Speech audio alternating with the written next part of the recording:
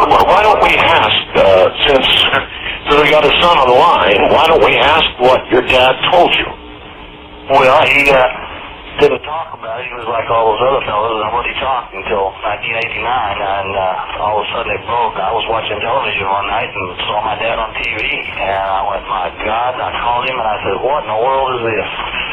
And he laid it out to me and told me he had stood with the Carl Blanchard and watched them load the wreckage and told me what it looked like and said it was nothing none of them had ever seen before. And my dad was a pilot. He just happened to be the operations officer that night. They all traded jobs so everybody would know each other's job, you know. And he was a pilot. And do you remember his exact words when he described what he saw? He just told me he saw pieces of it looked like metal beams, and it had strange writing on it, and none of them knew what it was, and it wasn't hieroglyphics, and it wasn't anything that any of them had ever seen before. And Glenn Dennis, the man that sent the caskets to the funeral home, I've known him all my life. I was born in Roswell in 1949, and my family, we knew Glenn Dennis. He took care of the funerals for my grandparents and a lot of my relatives, and Walter Hart lived around the corner from my aunt and uncle.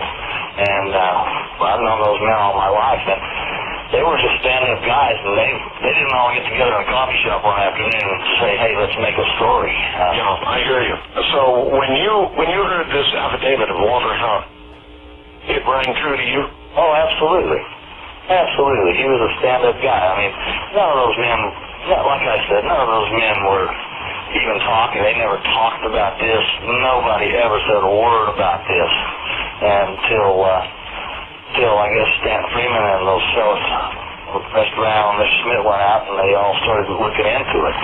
And the dam broke, and then everybody else started coming out with their stories. Is there anything your dad told you you haven't made public? He told me pretty much what Walter Hart had said. Walter and my dad were friends, good friends, and Walter had told my dad about the bodies and about what he had seen, and my dad told me about that. Wow.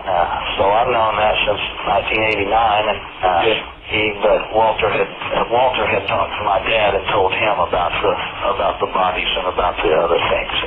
There were a lot of people that.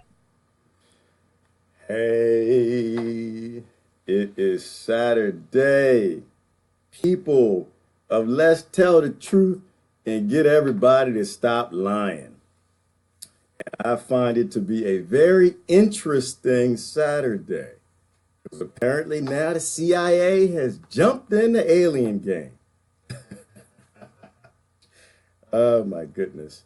It's getting to be a lot of fun.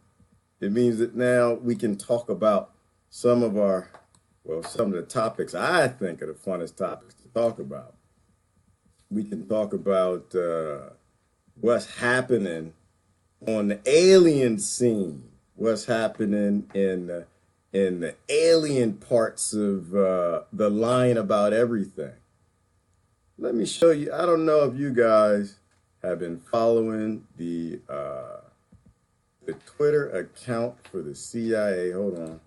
I'm getting a lot of high CPU. They're probably trying to keep an eye on what I'm doing, see what I'm talking about. Oh, man, I don't like my CPU this morning. But anyway, I think that what you can do is you can go out to the CIA Twitter account, and probably why my CPU is high is I click the link. Don't click the link.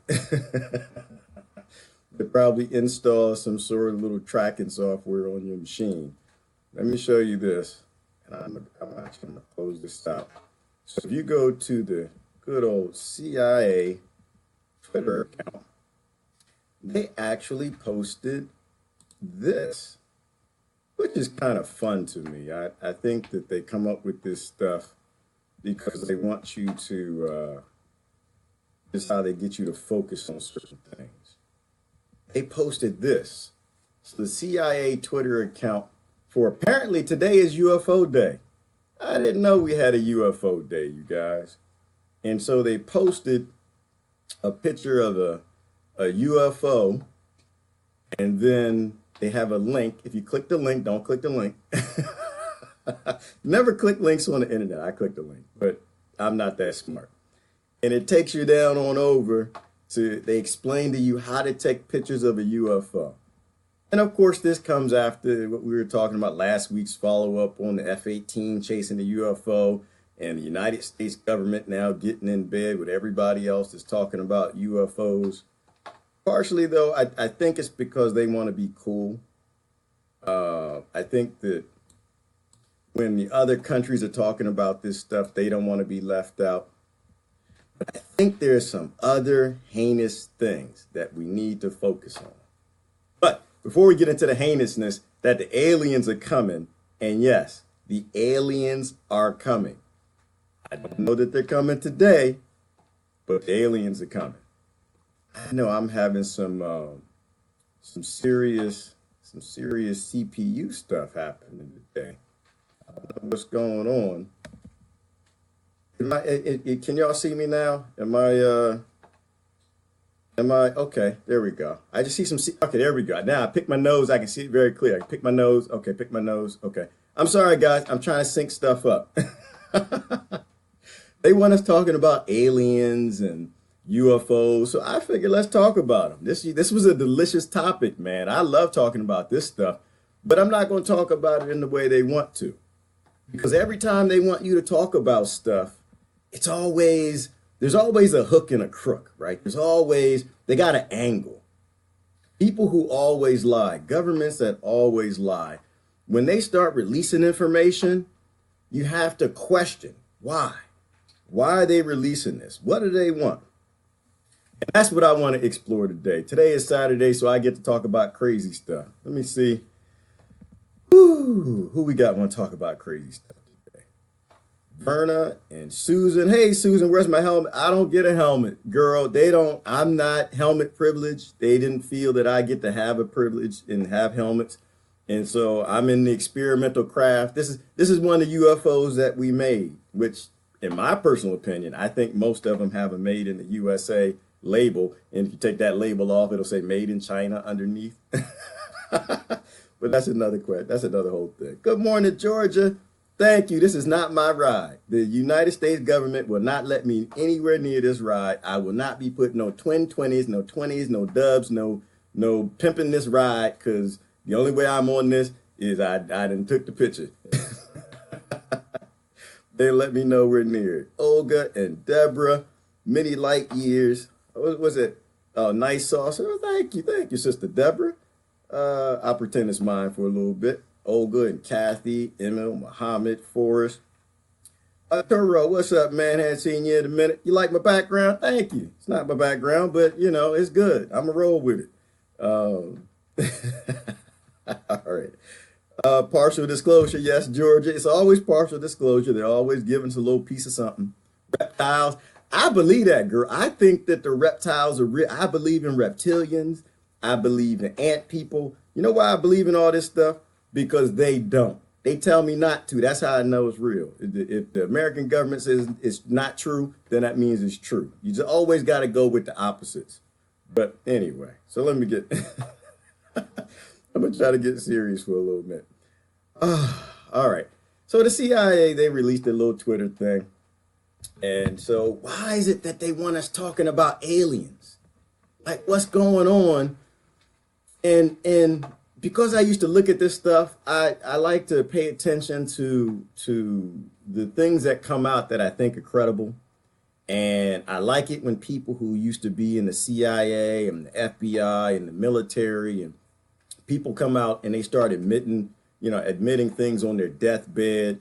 And I think what's different for me today than looking at this alien stuff and UFO stuff from years ago is now you have people who are coming out who are credible saying it. Yes, Avadanche. If I pronounce your name right, Avadanche. The Pope is doing it too, right? Because you got the Pope and the Archbishop, and what the Archbishop come out and said, if aliens are real, they're our brethren. Why in the hell would the Catholic Church come out and say, if aliens are real, they're our brethren? Because they're slowly preparing us for something. I want to separate the fact from the fiction because first of all, I don't believe anything. I'm a skeptic on everything, but I do believe in science and I believe in like ancient history and that we really never know the truth of what's going on. And so the first myth I want to dispel, because I don't want anybody getting confused. We are not significant to whatever the hell is up there. None of us, I don't know what it is. I've never seen an alien. I've never seen a UFO. And if I've seen one, I didn't know it was an alien. It looked like a person. But let's be clear. They don't give a damn about us. I'm say it flat out. How do I know they don't care? Because rarely do they show up. They showed up in ancient history and the cultures to the cavemen and I guess the Egyptians and Sumerians and all the ones who documented all this stuff and they drew it on cave paintings and they made the Sumerian tiles and all that stuff. But to us today, I haven't seen one. Like there's tons and tons of, UFO pictures coming out, which is awesome because that's what we expected, right? We were always asking the question, well, if UFOs are real, how come if everybody's got cameras, there's no clear pictures and there aren't lots of them? Guess what? There are thousands of them now, perhaps millions. Everybody has a camera phone, people taking pictures. They don't like me. they don't fly around me. They don't want me to know that, But let's just dispel the myths. They're not interested in us. They're not because they're not here. So if the aliens ever show up, I got to take y'all to this documentary I saw once. It was a documentary. It was called, what was the name of it?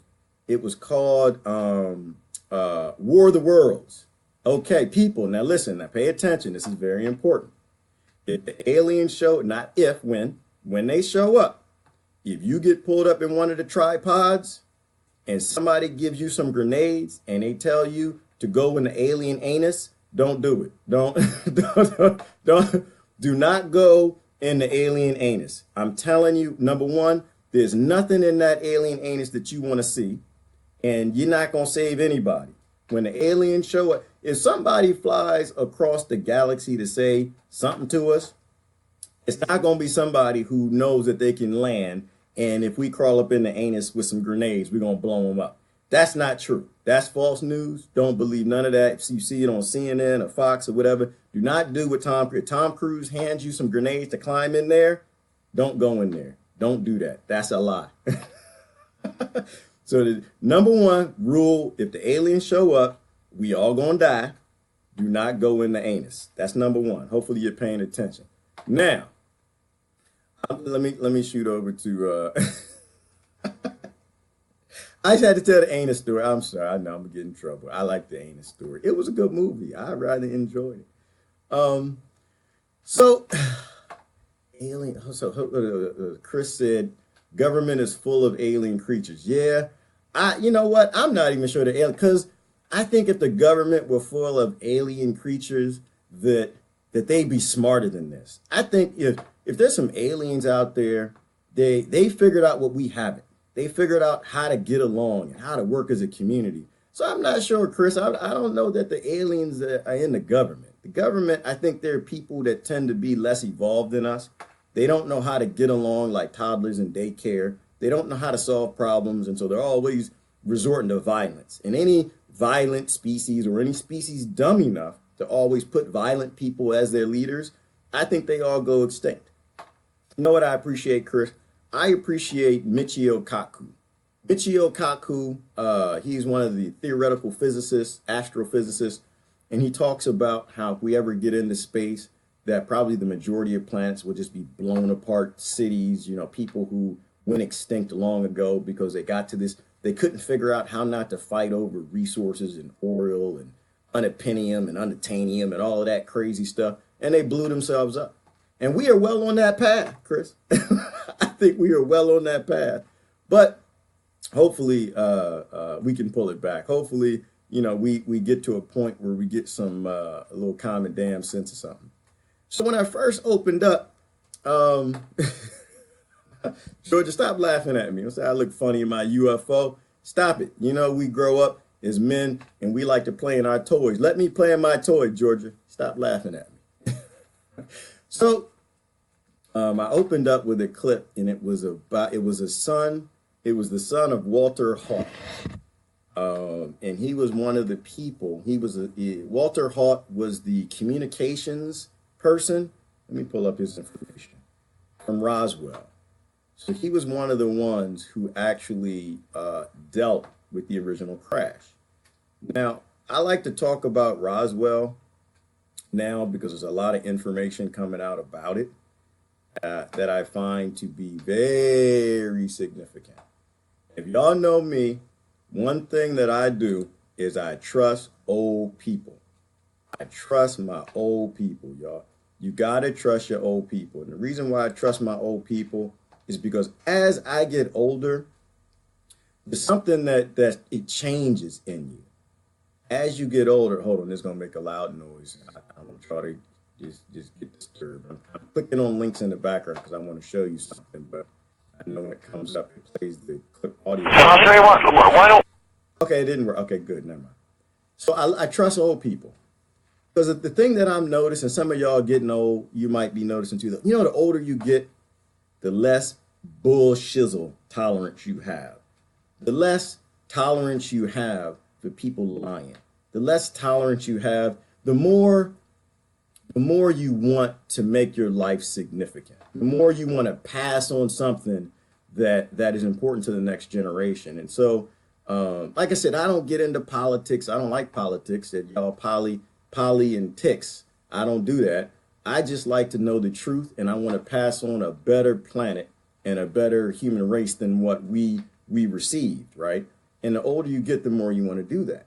And so now the idea that all of these old folks are dying, but before they die, they're saying the aliens are real, and and they die. And it's not funny that they die, but if you go out on YouTube and you look at the testimonials of all of these people who were professional, who are now releasing all of their information about, listen, I lied long time ago. This is all real. So I like to go back to the original obvious lie about Roswell, because everyone focused on, in Roswell, in Area 51, I mean, these are very cliche, which is why a lot of people don't talk about it. But I like it because it was the most documented, studied, investigated case. And it was probably one of the best UFO, whatever that is, cases where it was obvious the government was lying. And they lied again. And they lied again. And they lied again. And I think it was one more lie. Lied five times before they finally said it was a weather balloon. So if you're not familiar with Roswell, what was that? That was 1947. And that was when the UFO, something crashed. The whole town, the rancher crashed on his ranch. There were 2 crash sites, and the rancher came out and said, hey, to the town, something crashed in my yard, called the police, called his neighbors. Everybody came over to look at it. And basically the whole town said, damn it, it was a saucer, it crashed, and aliens are real. And the government came out, the Air Force came out and said, we recovered a saucer. In fact, hold on, let me go on over here. I think this was the original article. They came out and said, we recovered a saucer. Right there. RAAF captures a flying saucer on a ranch in Roswell region. And so now I'm of a mindset that people know the difference between a balloon, some tinfoil, and a saucer, right? Like if you can fly airplanes and you can wage wars and you can do all of this stuff, I imagine that they knew the difference. And so everybody agreed that they captured a saucer. This is alien craft. They were talking about the bodies and all that stuff. And then they came out and said, well, no, we didn't really get a saucer. It was a weather balloon. And it was something else. And it was something else. And so it was one of the best documented cases of the lie. Now, shortly after that, if you look at like a lot of the witness testimony, you end up in an arena where a lot of people were threatened to not talk. Let me get off of this one. I'm going to go back over to the other screen. Where they weren't supposed to talk. And so all of these people basically got silent. Some of them, you know, they joined Crazy Town, and those are the ones who kept talking about Roswell, Roswell, Roswell. The rest got quiet. All of the professionals, all the career people, I think less one police officer, they all got quiet about it, and they just went along with it. Ha ha ha! Y'all saw aliens. Ha ha ha ha ha. But now that they're getting older and they're dying, and there's one gentleman I want to focus on. His name is Walter Haut. Walter L. Haut. He worked at the base in Roswell. He was the colonel. No. He was a lieutenant. And hold on, did I post this link? I don't think I posted this link. Let me show this to you. He is quite important to me because this was one of the guys who originally he followed orders, but because he was the information officer, I think his testimonial is extremely credible. The fact that he's coming out and he's saying that we were told to lie, and we all followed orders, and we lied. And so this is a link. I have to post this link where it talks about his story, who he was, because he was the one that was responsible for communications from the base. Originally, he saw it, and he didn't say anything about it because he wasn't supposed to. And so they had told him officially what to say. He said that.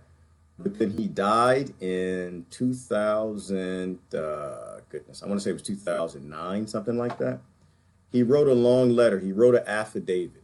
And here's his affidavit down here. Where basically he said, let me go down to the bottom. Where is it? This was his affidavit that it was sealed and it wasn't released until 2007 after he died.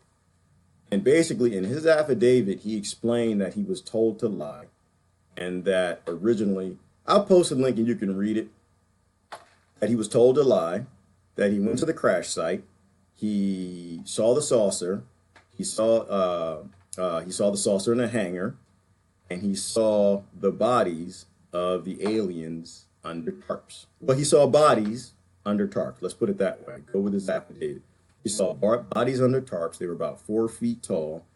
And he sat in the meetings where they effectively said that we can't tell the public the truth, that here's the story we need to come up with, and they released that. Now, it's kind of a stretch for anyone to believe one person,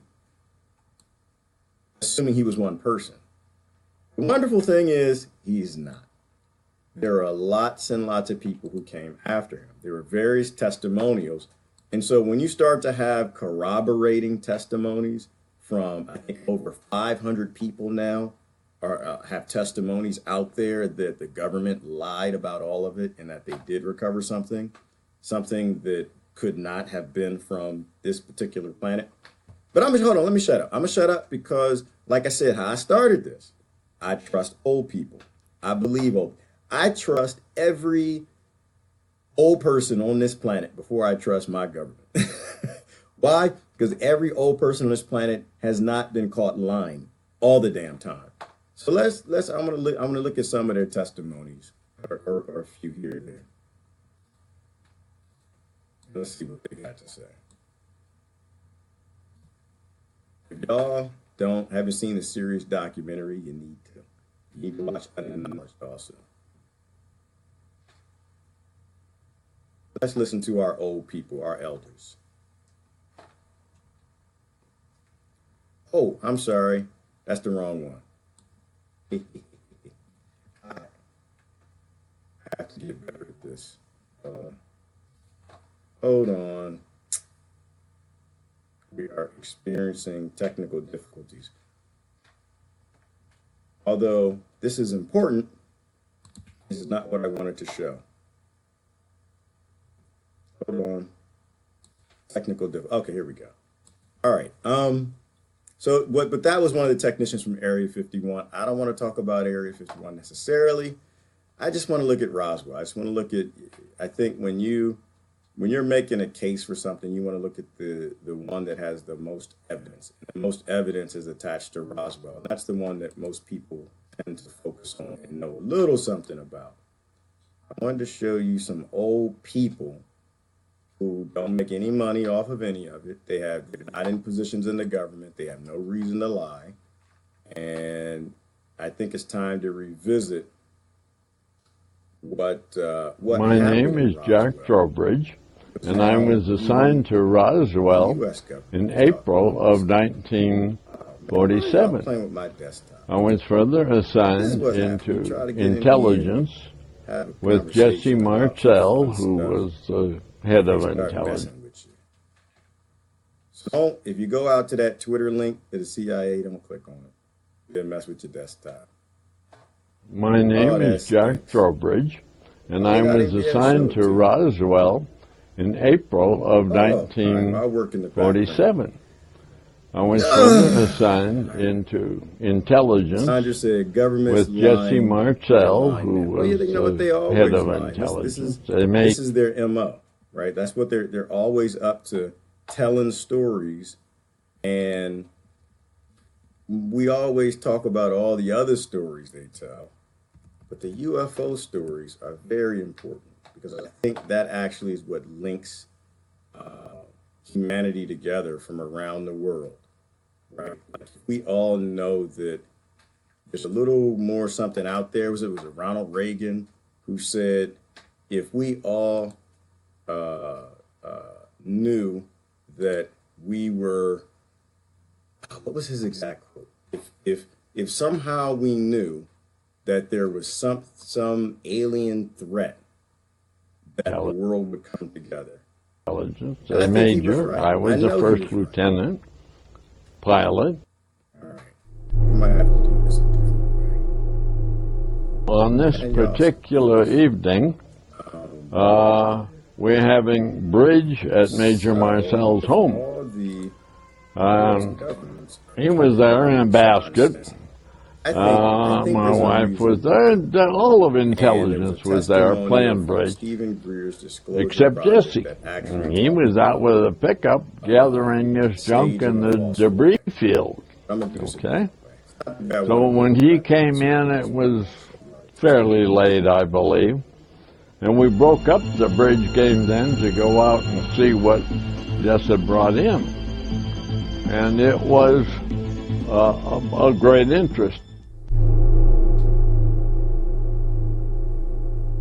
My name is Jack Trowbridge, and I was assigned aluminum to Roswell in appearance. In April of 1947. There were fragments of aircraft scanner, assigned whatever the thing intelligence, was, and also some girders Marcel, who with head of pictures of major. I was a first hieroglyphic-like things on pilot. I took them to be owls, but who knows? Anyhow, it was interesting. I did get to handle the material. We're having a bridge at Major Marcel's home. Had some peculiar properties. He was there in a basket. For instance, it looked like Hershey bar wrapping. Was there? All of it. Squeeze it up in your hand as hard as you could. Let go. Except Jesse. And he returned with a original gathering this to the original shape instantly. That's bad. If I'm the only one sitting here listening, so. Can't hear either one of you. You can't hear me? Then the next day, Jesse brought some of the stuff into the intelligence office. And we looked at it and played with it a while, and then everybody went back to work. Have the overlap. Later that day, boom. Nobody knows anything. Either shut up, nothing happened, etc. Okay, you hear me. All right. And when you're in the service, I'm not sure about. You do what they say to them. So I'll post the link. That's what we'll do. We'll have to have a discussion. Major Marcel was. Hopefully you saw the earlier ones I put out there. So pretty much, the bottom line is this: is once you watch the testimonies, there are various testimonials of people who've come out and said that originally in the town we said the truth. The truth is they were lying. We saw the bodies, we saw the broken up craft. They told us that we had to be quiet about it, so we were going to be quiet about it. But somewhere around the time that you become 70, 80 some years old, you don't care, right? Because you want to leave something to the next generation. You don't like the idea that you're lying. one of the testimonies, and I'll post the link, it blew me away, which was, one was literally the last thing her mother said to her, which was, "We lied about Roswell.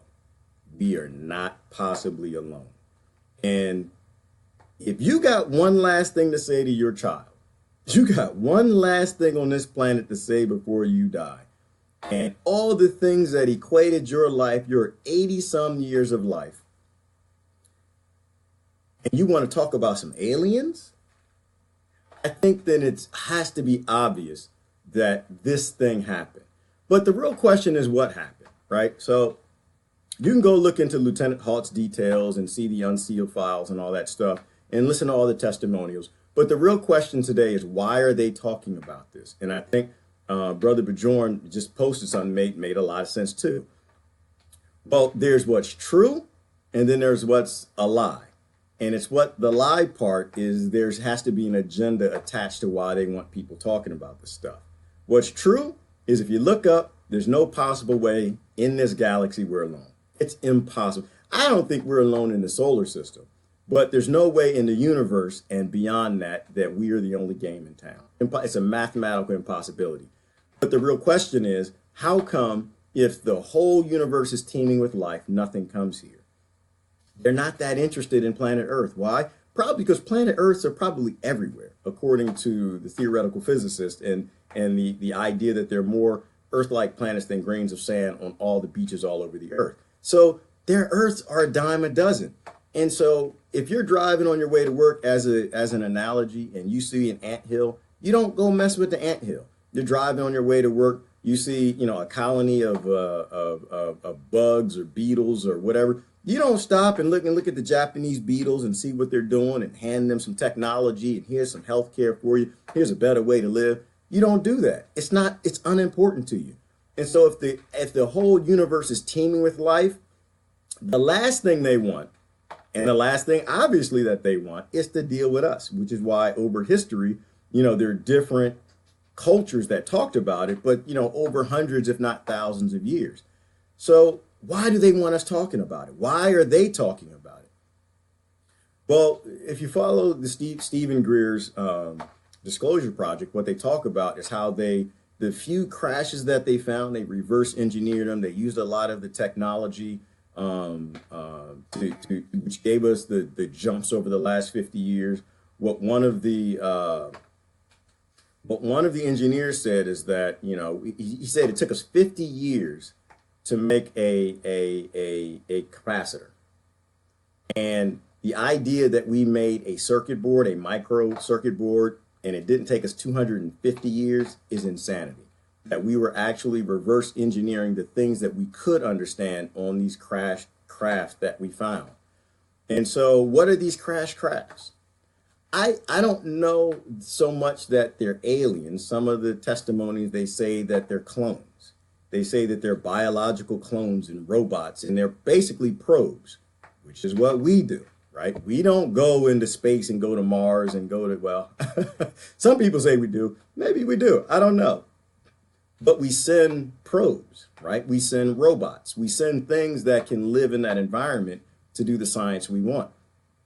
What if Roswell simply were one of their probes, one of their satellites that actually crashed, and they have these robots within them, and they can be biological, where they were actually supposed to be doing some studying, but on the way here, on the way to band camp, they ran into trouble, lightning, whatever it is, crashed their probe.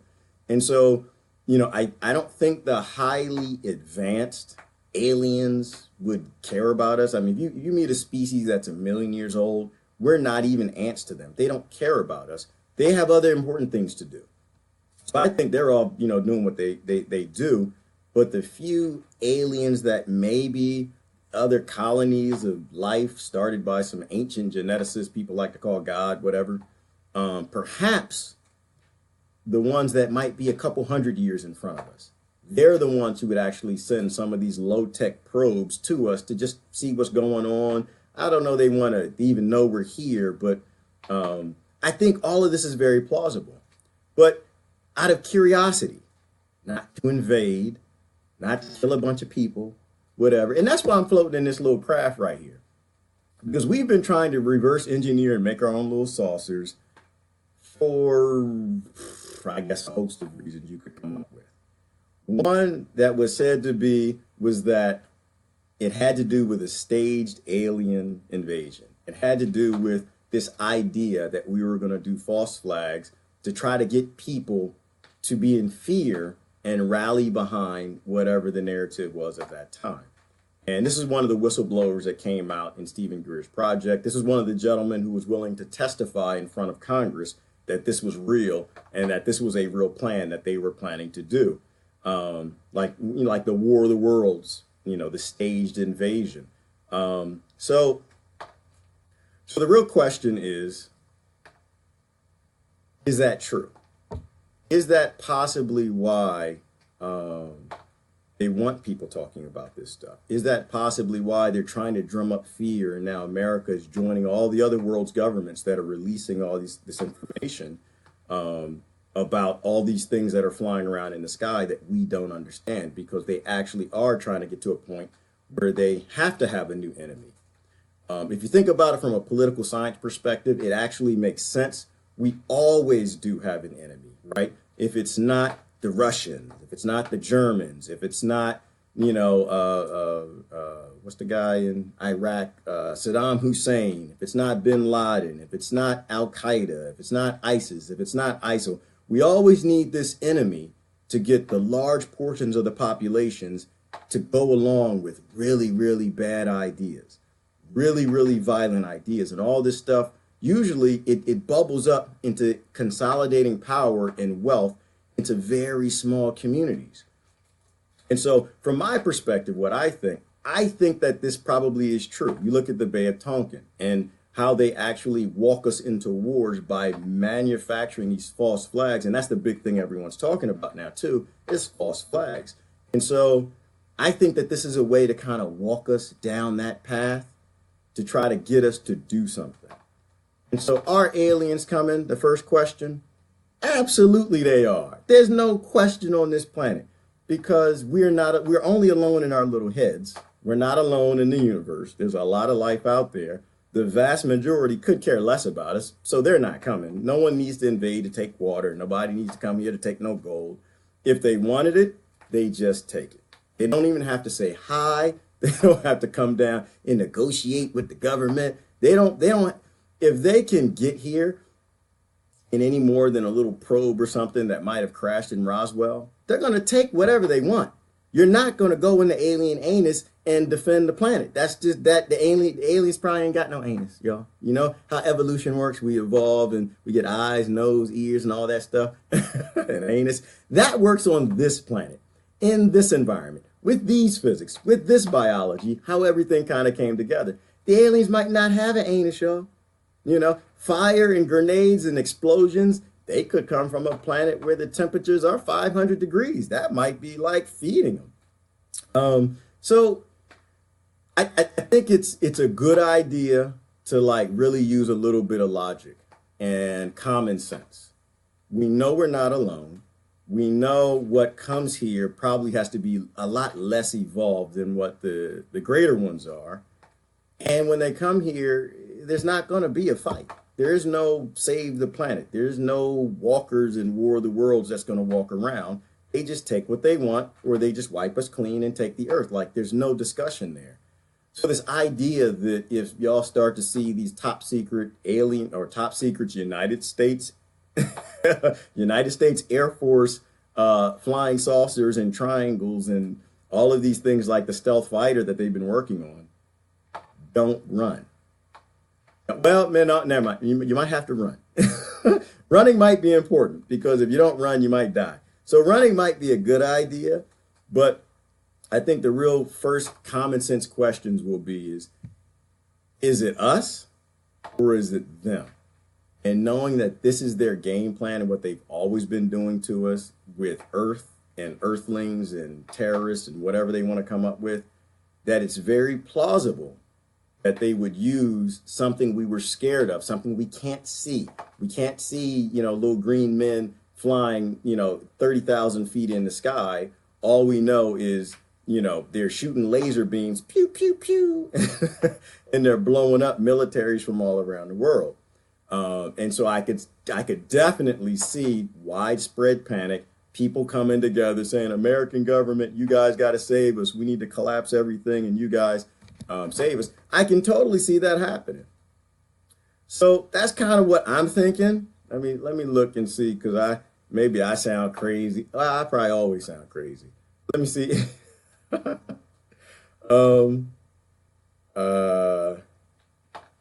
Brother Jack said, how did I get that clearance? Jack, I ain't got no clearance. Those people won't,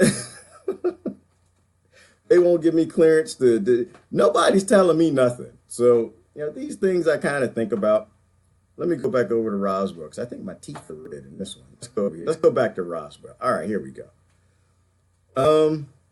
The whole ops, Brother Bajorn said, the whole ops has always been about belief. This is how they lead the mind. Absolutely. If they can get us to believe that they are aliens, man, they can make a lot of money. They can grab a lot of power. They can grab a planet if they get us to believe that. So to me, right, it's not about if aliens are real. It's about if they actually care about robbing oil like our government does. If they actually care about resources on our planet, knowing that there are planets everywhere. And I don't think they do. I don't think it makes any sense. Brother Mark said, focus on something else other than our nuclear program. Also, our first meltdown of a power plant. Just my view of 1947, but I don't know either. You know, it's possible, Mark. I don't know. And that's why I think the truth is important. It's okay to say you don't know. You don't have to know. I think a whole lot of things, and I try to use logic to try to make sense of some things. But, you know, I'm not going to convince you that I don't know. I don't know. But to me, it makes sense. It makes sense that if people aren't scared of anything, and we don't have any more enemies, and we're running out of excuses to get into more wars, and the rest of the world is calling the military-industrial complex in America on its lies, I think it actually makes sense that they need to do something to scare the hell out of people to do something new. And that's why I think the CIA is coming out and saying this. And they released a picture of the UFO, the F-18, because I think that's what they're up to. Emily said they're taking what they want already. Oh, that the aliens are already here. I think that could be possible. To me, that makes sense. I think in the Disclosure Project, you had one of the brothers who came forward and said that there are something like 70 some species of known aliens. Some are malevolent, some aren't, but the vast majority look just like us. You know, and that kind of gets into kind of the whole God thing, right? And that God was this geneticist that just went around and created life on different planets based on the dust or the biology from those particular planets and made life forms that can thrive in those climates or those environments because they just thought that they could. And it actually makes sense if God, the aliens, made us in its own image, that it actually makes sense then that they would look just like us, or we would look similar. And if we look similar, then it's possible that the majority do look like us, and they could come right down here and we would have no idea. They'd just walk amongst us. And I could be an alien. I could be trying to release information to y'all quietly. I ain't no alien. Don't say that. Y'all, somebody, Men in Black, be knocking at my door. Y'all never see me again. Say, what happened to that little bald dude? He don't do no crazy videos no more. All right. Brother Bajorn said, do not base your theories on myths and fiction. Base them on science, experiment, and research. Absolutely. Absolutely. Question everything. And even if because you believe that aliens exist, doesn't mean that you believe the narrative of what anyone says, right? Not that this person was taken by, abducted, and they experimented on the cows, or they got her pregnant, she had the aliens baby. You don't necessarily have to believe that. And because the government says, oh, these are aliens, and this F-18 and this picture's an alien, it may not be an alien. It could just be one of their little top secret craft that they're going to use to scare the hell out of the world. So you definitely want to always be a skeptic of everything. Totally agree with you, Brother Bajorn. You got to be a skeptic of everything. Use everything that you know. Use your own research. Try to use your common sense. And the picture that we all form and what we think is going to be different. But hopefully, the picture that we all form is that aliens aren't this violent species that wants to come down here and, steal our babies and take our oil, and they want you to collect all the world's gold and give it to the American government. Like, if they come up with that stuff, that's not aliens, y'all. That's not, ain't no alien in it. The aliens are I think we're probably entertainment. I think half the time they just come here and look down on us like, oh Lord, what they up to now? I think they just kind of want to come here and say, what are the silly little humans doing today? And they come here and they get their little fun and they fly away or something. Buddha said a little bit of lie and a little bit of truth and a lot of lie. Makes perfect sense to me. I don't know why that someone who always lies to us would automatically, magically now want to tell us the truth. That doesn't make sense to me. Emily said they aren't in a form that has been prescribed. And I think that could make sense too. I mean, if you think about just biology and science and physics and how things come together and evolve and multicellular organisms and astrophysics, and that we know that there is a planet for every type of condition we can think of. There are planets that are high in every mineral and metal we can think of. There are planets that are so close to their sun that they're just molten all the time. There are diamond planets up there. And so if you think they're in all these different environments are up there, and we know how epigenetics works and multicellular organisms kind of come together to survive best in the environments that they can, it's possible that the forms that they're in can come in every form. It's possible that ghosts are real, but they're not really ghosts. They're just other creatures that evolved in universes that, I don't know. Maybe they didn't have as much solid form as we did, or they couldn't exist in solid form because it was so hot or so cold, and maybe they were phased into a slightly different dimension. I don't know. I'm guessing. It makes my head hurt a little bit, sister, when I think about it. But I think anything is possible. We are a species with amnesia, and we don't know anything. Sister Lynn said, I'll invite the aliens. I'm not sure the aliens going to respond to our invitations. I think spiders could invite us to things too, and beetles could invite us, and ladybugs, and all these things could invite us to things. But I don't think that they're going to pay attention to us. I don't think that we're all that interesting. It's like I said, do we go and visit the wildlife that lives in our front lawns? No, we don't, because we're not interested. What do ants have to teach us? What do ants have to tell us? Well, okay, that's not true. Ants have a hell of a lot to teach Americans. Ants can teach about unity and working together. They can teach the human race a whole lot. But what do ants have to teach the average person? Probably nothing. Most people don't care. So I think most aliens probably don't care. I was thinking about, did y'all ever watch, what is it called, When Aliens Attack or something? It's the ones with the green aliens, and they got the space guns. It's like the parody of War in the Worlds, and they come and they land and rat tat tat tat, and they start shooting everybody. Rat tat. That was a great movie. I forgot the name of that movie. I love it. But that's probably how it was, and it's probably not even gonna go that well, because we fought back. We had a chance to fight back. I think in the end, did Elvis win, or the brother from Las Vegas and the one dressed like Elvis or something, they won. But it's not gonna go that way. When they show up, we just gonna disappear. That's all. We're gonna look. Hey, look. If we're lucky, I think we'll actually see a ship. We're like, is that a ship? And the next thing you know, human race gonna start over in a million years. They're gonna take whatever they want and keep going, or they won't even show up. I was listening to a great theory about the flood theory, in that, if you wanted to extinct a planet and you were like a lowly evolved alien species, you were only a couple hundred years in front of the ignorant human beings.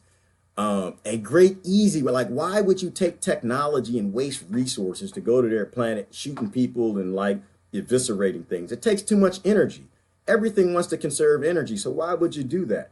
It makes more sense that you would actually just get an asteroid and kind of just nudge it. You know, an asteroid that's already in their solar system, and just kind of nudge it a little bit so it hits their planet, lands in the ocean. You know, asteroid the size, I don't know, was it Manhattan, I think, would extinct the entire planet. You see massive tsunamis hit all the coast, wipe the majority of life out.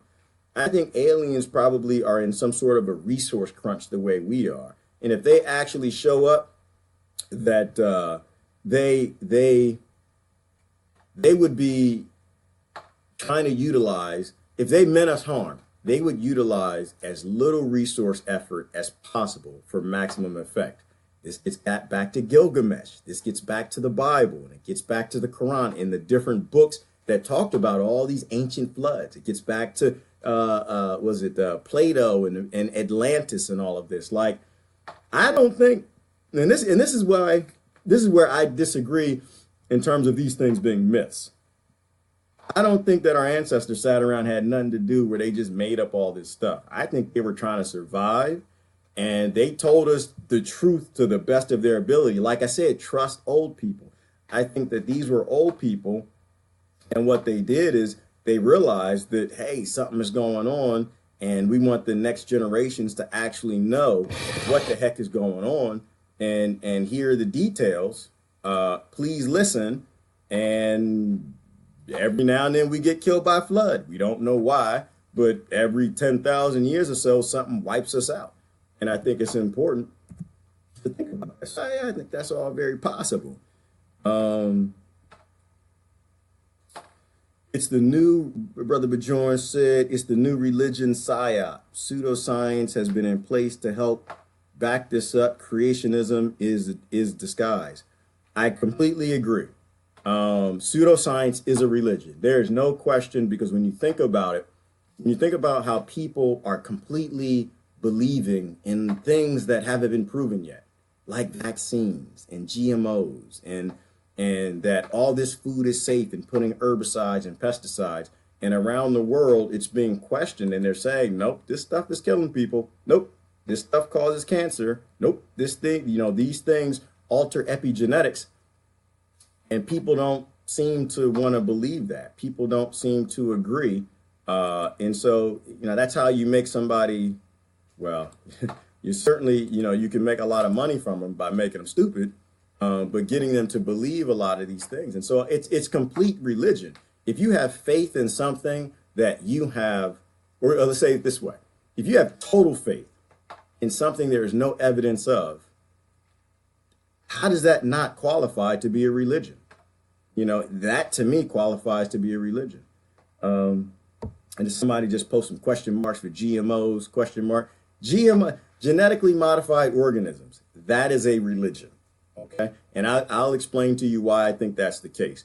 Because there is no evidence that these things are safe, right? In fact, I'm going to go a little further. GMOs are aliens. Genetically modified organisms are aliens that make alien compounds. And what do I mean by that?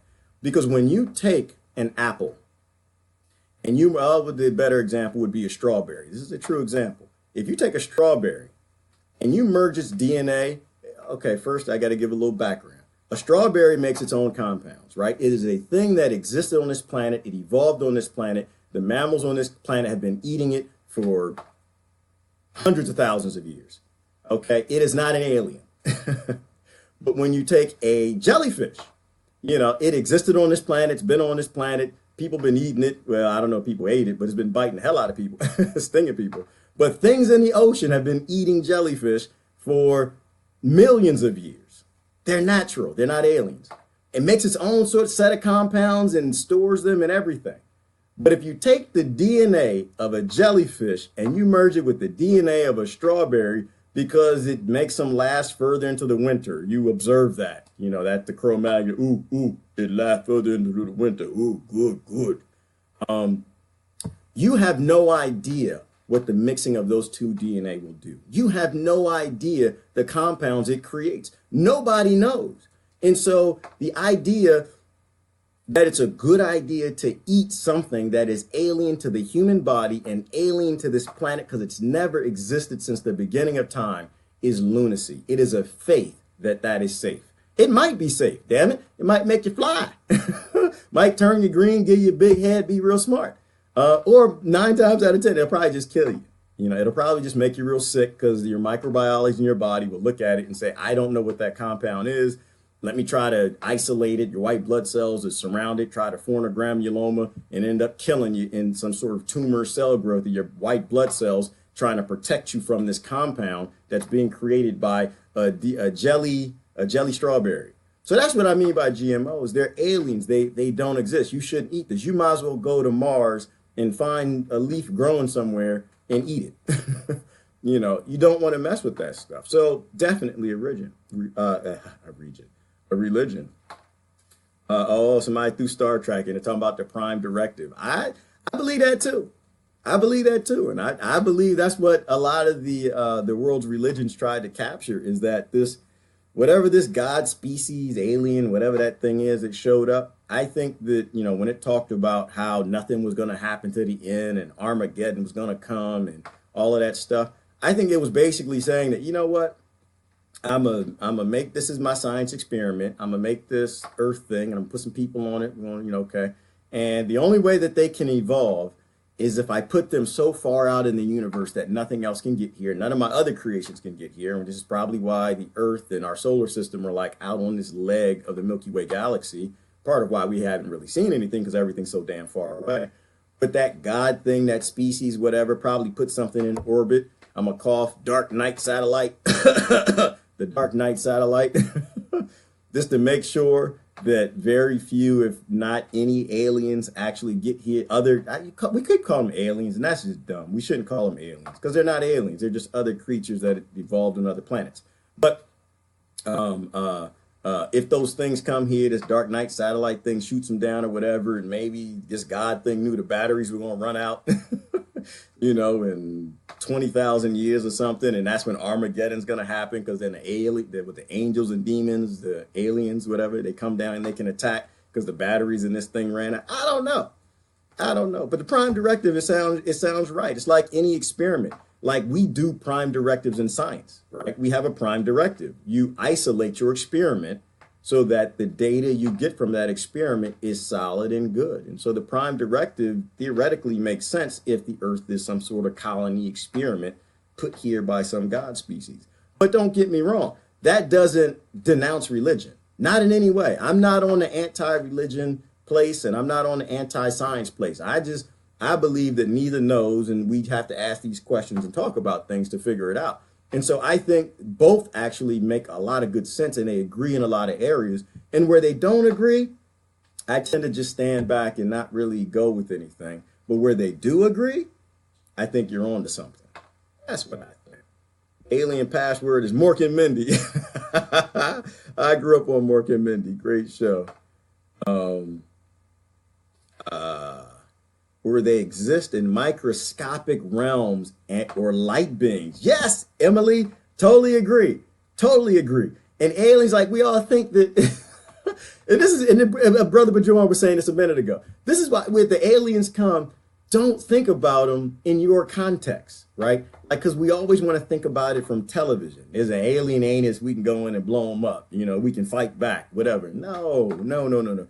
There's a chance that most aliens are the size of bees, right? Like when they get here, they could be in these little crafts. We may not even see them. Odds are they could be cloaked, right? Like we think that we're going to stand here and have a conversation with an alien. They may already be. You ever notice? Let me tell you something crazy. I tell you crazy stuff all day. You ever look at like some of the insects in this world? Do you know how insane they look? I got some pictures on my phone. I take pictures of these aliens, they might be the aliens. Like you got bumblebees that got blue and red stripes, and you got these things that look like praying mantis, but they got wings like bees and what is the katydids? I see, every time I look down at an insect, I see an insect I've never seen before. I see one with spectrums and colors that just don't make any damn sense to me. So it is very possible that the aliens are insects, or these like microscopic, and we just can't see them, or they're phased in another dimension. Could be that like when you look at the Earth, most of the Earth is water. then, you know, if you're an alien, you come here, you don't really know the difference between a human and a cow or a whale, right? Because you get here, you might think the intelligent life is the oldest life form, right? Because it would make sense that the oldest life forms would be the most intelligent. They'd have the most evolved intelligence. They'd probably be right. So they might come here and go to the ocean, right? The aliens get here. Was it off the coast of California where they've been spotting these USOs, the underwater, what are they? Unidentified submerged objects. And so it could be that when the aliens get here, they go straight to the intelligent life. They go right in the water. I mean, we think that, oh, well, no, if the aliens come, they'll recognize our technology. Because our technology, we can fly, we got cars, we got GMOs, we got all this stuff. And the aliens get here. Let me ask you a question. Do you recognize the difference between the technology that the bees use and the praying mantis use? Do you stop and look and say, okay, he uses twigs, but he uses leaves, and the leaves, he's less intelligent because the twigs, if you build a home and a nest with twigs and it makes, I don't think the aliens care. If you are a species that's 1 million years old, I don't know that you would notice the difference. I think you get here and say, on this planet, there are mostly insects. So I'm going to make myself small and go talk to the insects because they run the world. They rule everything. Or most of the world is water. So I'm going to go in the deep ocean and talk to the intelligent life. They've been here for 20 million years. And the reality is that they have. They've been there for a very long time. So I don't know. Let me go down. See what y'all say. Oh my goodness. Oh, y'all funny. Y'all love talking about aliens. I'm looking down like, my God, look at all these comments. Sister Susan said, ego prevents us from paying attention to ancient knowledge. It does. You know, Susan, I think about that too. Like, you ever notice they always try to get you to look back and think about how dumb, you know, everybody was who came before us. Like, you know what annoys me, Susan? When they look at cultures in South America, they're always trying to tell us that they're these jungle spear making, sacrificing virgins on the pyramid, booty scratches, right? They're always trying to make you think that they're unintelligent pagans and they're morons that came before us, wherein science tells you they pretty much had the same exact brain we had. They think about the same things we do.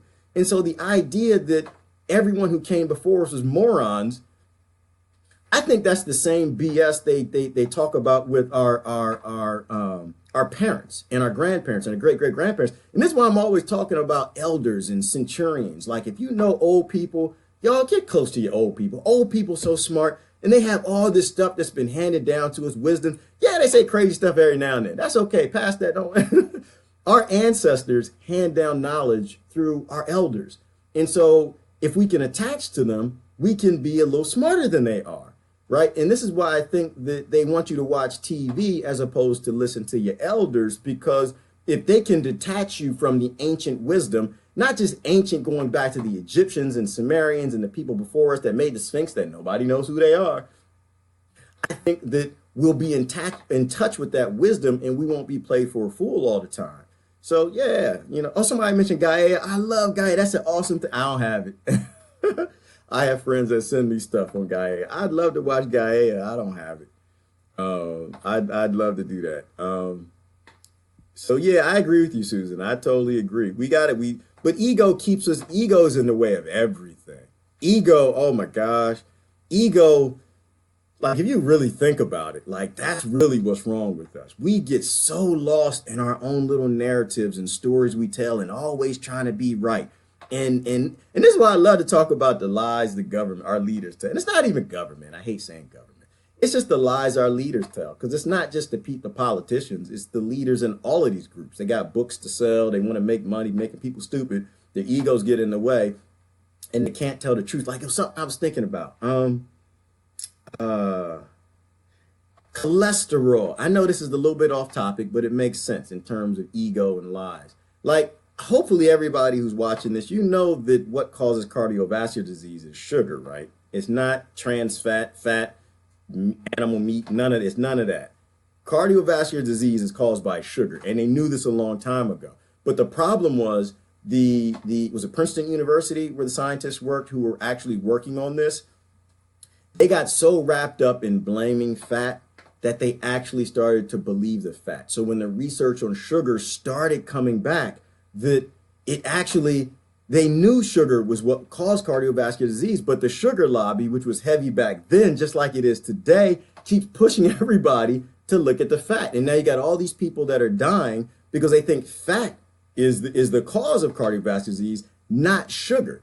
And it's a deep thing. You want to know about that? I won't talk about it, but read The Cholesterol Myth. Great book. Doctors are starting to embrace it all over the world. People are starting to figure it out, and they're actually saving lives now that they're taking sugar out of their diets. So great stuff, but it's how the ego gets you lost into it. And so these scientists were so locked into it. They wrote all these studies and they got their accreditation from it, and everybody was walking forward on this. And once the sugar research came back, they couldn't put down their egos long enough to step back and say, we were wrong.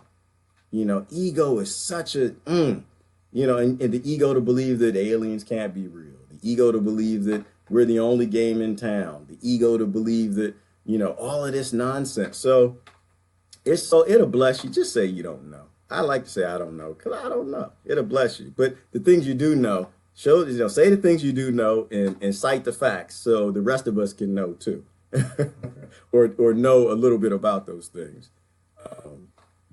And other thing, keep in mind that every 10 years, every decade or so, we actually find out how dumb we were a decade before. Just always keep that in mind. Before you make too many strong stances on anything, just always keep in mind, every 10 years, we find out that the majority of what we knew in that scientific discipline, a lot of it was wrong. So let me see. Deborah said, truth. The aliens to the Earth environment that we have no business creating.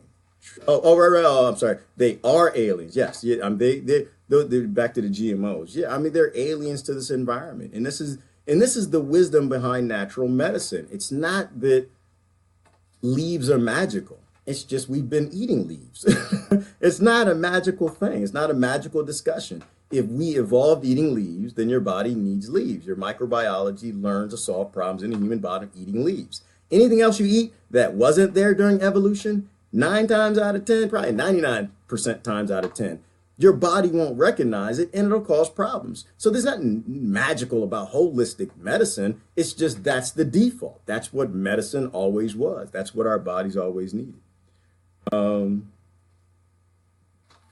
Profitable copyrights. Absolutely. I think Brother Mark, I think we have to get rid of copyrights. If we don't, copyrights and patents, oh man, that's just so many problems. And that's why we don't know about the aliens. That's why they don't want to tell us about no aliens and UFOs. I don't think, I think the majority of craft that people see are just craft we make. But if you listen to the whistleblowers, the way they say it is that we've been reverse engineering the alien technology and making patents from it. And so how they get the research and development companies like the pharmaceutical companies and a lot of the aerospace companies to make it profitable for them to figure these things out is they donate the labs, they donate the scientists because they got the smart scientists anyway. They got all the labs and the funding, the billions anyway, is that when they reverse engineer a piece of this technology, and this is the way I heard it explained. I know some of y'all don't believe in any of this. That's fine. But this is what the whistleblowers say, if you believe them, that those patents, if it's not a thing that can be utilized by the military, that they give it to that corporation to use. And so they make a patent for it, and we think they made it. And it's like, oh, wow, Velcro, this is cool. Microcomputers, wow, look at the new iPhone, But it's technology that's coming from these probes that are being sent here by humans that are a couple hundred years ahead of us in the Delta Iris galaxy or something. But the corporation keeps that profit from the patent, and that's why they do it, and the government keeps the military side of it, and it all makes perfectly good sense. Anyway, that's what they say. I don't know how true it is, but to me, it's very plausible. It makes a lot of sense. And are they telling the truth? I don't know. These are the people who want to testify in front of Congress, which is a federal offense, which will land you in federal prison for life, lying to Congress. And if people actually want to do that, which is like up to 1,000 people now who want to do that, I think there's some plausibility there.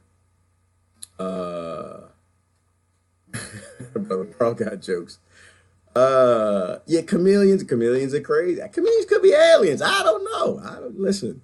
I don't know anything. I'm a human being, which means I'm pretty much the dumbest thing in the universe. We are the damn we're the damn aliens. Buddha said, "We are, Buddha. We are." You know what? Or aliens don't exist. There is no such thing as aliens. They are just creatures that live in different zones we haven't explored yet. That, we started in wherever y'all started, and it was, the Norsemen were aliens. They're not human. And all of a sudden, the Africans were aliens. They're not human. And, the Native Americans are pagans. They're not humans. They're always some aliens. They're always kind of trying to come up with these aliens things. And then now you look at like the deep sea science. Oh, the aliens of the deep sea. And maybe there are no aliens. Maybe these are just all life forms that are evolving in their own little biological area. And we're always driven towards this mindset of the others. Oh, there's always some aliens we got to attack and we got to fight. And so again, it fits this whole narrative of why the American government's coming out talking about aliens, because now they're going to try to convince you we got something else we got to fight. And I think they're smart too. I think perhaps, if you think about the minimum resource effort, and they would want to put as few resources into tricking people as possible, I don't even think we'll see anything. I think we'll just be sitting here one day and you'll see some aliens, some lasers come out the sky, pew, pew, and you'll see stuff blowing up everywhere. They'll like blow up everyone's military all around the world, and they'll blame it on the aliens. And it won't be the American government, because I don't think that exists. I think the Americans, the Russians, the Chinese, they're all just like little departments of some big corporations. But they'll blow up the rest of the world's military. They'll let some of theirs get blown up too. And they'll say, oh, everybody, we got to come together under this one world government and defend everybody. Aliens out to kill us. And if we believe it, I think we'll fall into that nonsense. I don't believe it. I don't, Bin Laden wasn't my enemy. I never met him. Saddam Hussein wasn't my enemy. I ain't never met him. Never met no ISIS, ISIL, none of them. Not my enemy. I don't even know CIA, FBI. I don't know them. They're not my enemy. I don't have any enemy. I don't know who my enemy is. People I know. I see, and I can isolate that this person and we not going to get along. But shorty, you telling me who my enemy is, some aliens? I don't know. If I see lasers coming out the sky, what I'm going to say is, well, you know me, I'm saying, stop it, America. Y'all cut the Wall Street, cut that stuff out. I know ain't no damn on aliens up there. They don't care about us. That's what I'm going to say. But I think you got to question these things. So I'm not going to believe none of it.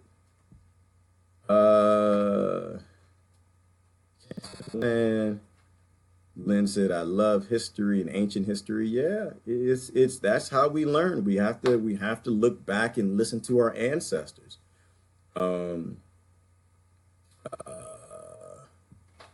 Brother Carl said there are literally hundreds of hours of videos about ET's disclosure. The website Gaia, they include testimonies by military, grunts, medical technicians, aerospace engineers, impact. Isn't that true? Brother Carl, oh my gosh. It's overwhelmingly true. It is overwhelming. And this is why I think when people who are informed, who actually have an open mind to think about these things, we sound like we're aliens to our family.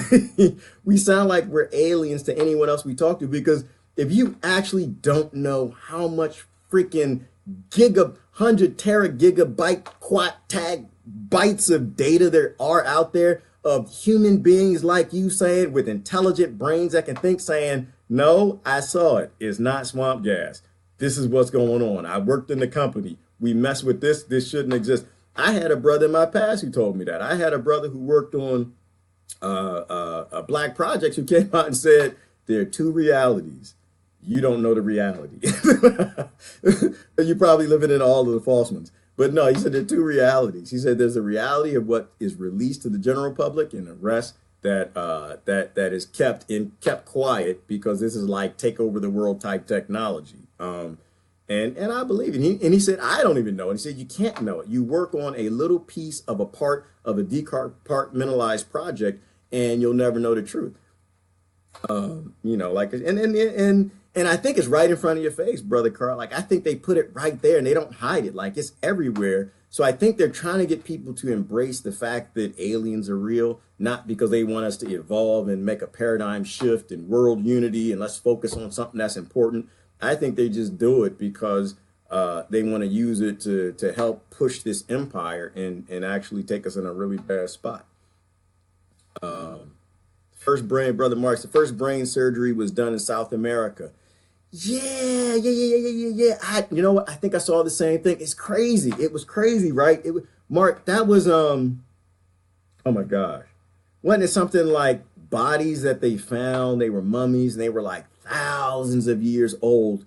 And they actually had gold plates that replaced the skull bone, that they actually opened up the skull, performed the surgery, put the gold plate back, and they can tell from the callus over the gold that, like, that's insanity. Like, if you really think about the ancient technology that existed long before us, we are definitely a species with amnesia. There was so much more back there that we didn't understand that, you know, something I think had to tell us. I think that's where all these, the God, Buddha, Allah, all of these things come from, is they were just scientists who were coming back to check on the experiment and modify this and took a little Petri, a little test kit, litmus test and test. And people say, oh my damn, what the hell is that? And they started drawing on the cave and they kind of learned something. So I think it's all attached and it's all related. Like, think about things like, I was thinking about sage the other day. Y'all think about sage. You know, they're studying sage now and they're talking about how when you burn sage, you know how they call it smudging, that it actually opens up activity and cellular behavior. I think it's in the brain that you can think clearer and your body starts to open up. And it's like, and you think about this, how did ancient people know that? Say you walking around, ancient people got your little rag and your penis sheath and you walking around doing your thing. And like, at what point do you just start burning leaves and realize, oh, this leaf makes me smarter? How in the hell did they know that? No, you try to walk around, keep your penis sheet from hitting a tree trunk or something. Trying to, lions and bears chasing you and stuff. No. So I think something told him. Something said, look, this is sage. Burn this. It'll make you smarter. It'll tune you into who we are. Like, how did they know the mushrooms, the magic mushrooms, the psychedelics? How did they even know what mushrooms would take them to those realms, knowing that most mushrooms are poisonous? You think that they would keep eating poisonous mushrooms that kill them? They're like, no, Umbutu Gawa, he just ate the mushroom. Don't eat that. Looks like a hat grows in the ground. Don't eat that. That'll kill you. No. I think something said, look, eat this. It'll tune your brain and do something with your pineal gland and DMT and all of that stuff. And it'll tune you into these other dimensions, or it'll reform your brain, the fungus, or rewire your brain so you'll be smart and you can evolve. Who was that? Was it Terrence McKenna that had that theory, the stoned ape theory, that when they started eating these things, we started evolving and the human brain really took leaps and bounds? Great stuff. Someone posted trial and error, and that's possible too. I'm not a debater, y'all. I'm not here to fight nobody.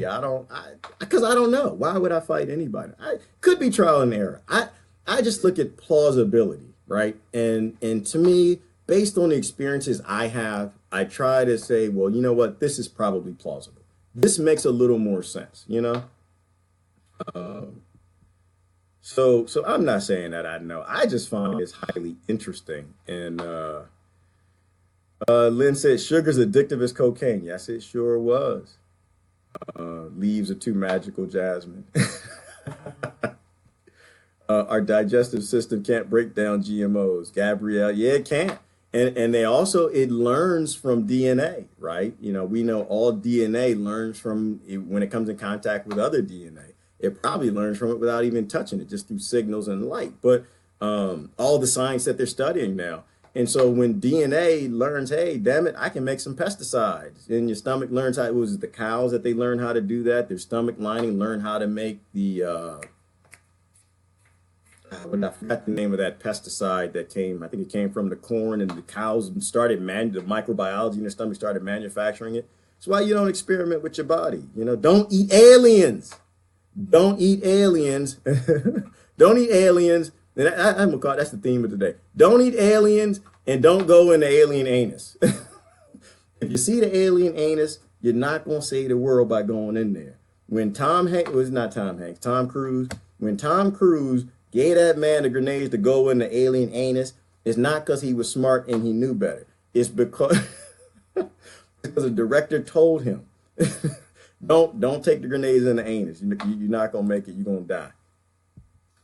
And the earth is not flat. I don't believe that neither. I'm sorry. It's just, it doesn't hit my plausibility radar. I don't believe the earth is flat, but it could be. It could be. Don't argue with me. I'm not here to argue with nobody. Brother Mark said, all beings, but maybe not from Earth. I think the panspermia thing is a theory, and it's an interesting theory. Like, I wonder, like, you look at the tardigrades, right? The tardigrades, the water bear, if you guys are familiar with that. It has the ability to live in space. It goes dormant, and so it had to be in space at one point in time. And so the idea that asteroids hit and they spread all over the planet, it makes sense to me. I think that's real possible that the asteroids, they come and they land on the planet, and they spread, microbiology, maybe the beginnings of life. Y'all see the movie Prometheus? Maybe, the aliens send these out and they seed planets. If you've ever seen, they found these ancient spheres that are ancient metallic spheres, and they think that maybe those spheres are had life in them, microbiology, things to kickstart life. That's possible. Maybe all this stuff landed and the aliens wait a couple million years and they know they come back a million years later that life will have started. And, however that experiment's going to go in the basis of that life, if it's phosphorus or silica or, hydrogen or whatever, puts together that DNA and it works a certain way. And then they come by and they bring their own DNA and they merge it with whatever animals get created on that planet. I don't know. I think that all of that's very plausible. But to me, I think it's all important. And I love all the theories. And I think all of those theories, every last one of them, is more important than bombing people in Yemen. Every last one of them. I think every last one of those theories is more important than putting people in slavery in Africa and stealing their minerals, AFRICOM and all that nonsense. All of those theories are more important than robbing people in the Middle East of their oil. I think these are the things that we should be focused on because we don't even know what we are. That's why all of this goes together. All the government lies and the violent leaders and everything everybody's cheering for, putting morons in control of things. I think we need more astrophysicists in government. I think we need, more people driving things, and I'm not saying put science in charge of government. I know that went bad too. We put religion in charge of government. That went bad too. Now we're putting psychopaths in charge of government. That's going real bad. So, I think it just needs to be a mixture of a representative group of people who actually are people from all over the world, right? I think that the 99% should make up 99% of government. The 1% can have their psychopath representatives too. But these are things that are important that I think we should focus on. Hey, Sister Joyce, welcome to the conversation. I'm not going into anything specific. I'm just kind of walking through. I found it interesting, Joyce, that the CIA now, they posted it on their Twitter, the UFO picture, and they released the F-18 a little while ago. And by the way, they didn't release that F-18. I don't know if y'all know this. So that was not an official release from the government. That was one of the brothers who worked on that project who said, oh, we're going to use this video to train pilots. He lied his butt off. And that's why they only gave him a few seconds of the footage. And of course, he went out there and he released it to all these UFO buffs or whatever. And it all came down through that guy. I forgot his name. The guy from Blink 21. But that's how that came out. It was not an official release. He stole it. But now they want to talk about it. And I think they want to be cool. They want to try to be like Putin because Putin's like cool to the world now because he's like laid back and well thought out. Talking about, UFOs and unknown things in the sky. Let me see. Yeah, YouTube is full of information. So yeah, I think, you could, Tom DeLonge. Thank you. Tom DeLonge. That was the guy. He's got an interesting website. The healing. Okay. I think I'm behind in comments. Let me go back down. Okay. What else is going on? I don't know if people disagree with me. I don't usually hear people that disagree. So I don't know if y'all disagree. You can disagree with me. I'm a very disagreeable guy, yo. I am not here to get pats on my back. I'm talking because I think these are things we should talk about. If you disagree with the group, you can disagree. My house is open to everybody, every theory. I'm good with all of it. The only thing I ask is don't be ignorant. That's the only thing I ask. Don't, cussing people out, getting mad, making your disagreements personal. I like to talk about this type of stuff, but I like to do it in a way that everybody can talk, because we don't know. And when you're having conversations with humble people, you can have like a really intelligent, intellectual conversation where everybody can learn something because it doesn't turn you off. And that's why you don't find me on Facebook, other places discussing too much, because I don't like the ignorance. I don't have time for trolls, but I'm very curious about what people think. Lynn said the earth is not flat. Lynn, how you know? How you know the earth ain't flat, girl? You been up in a UFO, huh? You trying to tell us you're an alien? Are you an alien, Lynn? Maybe the earth is flat, girl. I don't know. It's possible. Listen, if the government run NASA and they lie about everything, I think there's a 0.00001% chance the earth could be flat. I think it's an interesting theory, but no, I don't think the earth's flat. But anything is possible, I think. Sister Kathleen said, that's why I'm useful. Gerard is useful to us. I am? How am I useful? I'm here for some jokes. My way or the highway attitudes automatically close minds, thwart open discussion. Few things are absolute. Open minds encourage enlightenment. Boom! Come on, sister, tell them. That's it, y'all. Listen to Kathleen. She is spot on. She is spot on. You got to listen to people. Listen to people. You're not as smart as you. Trust me.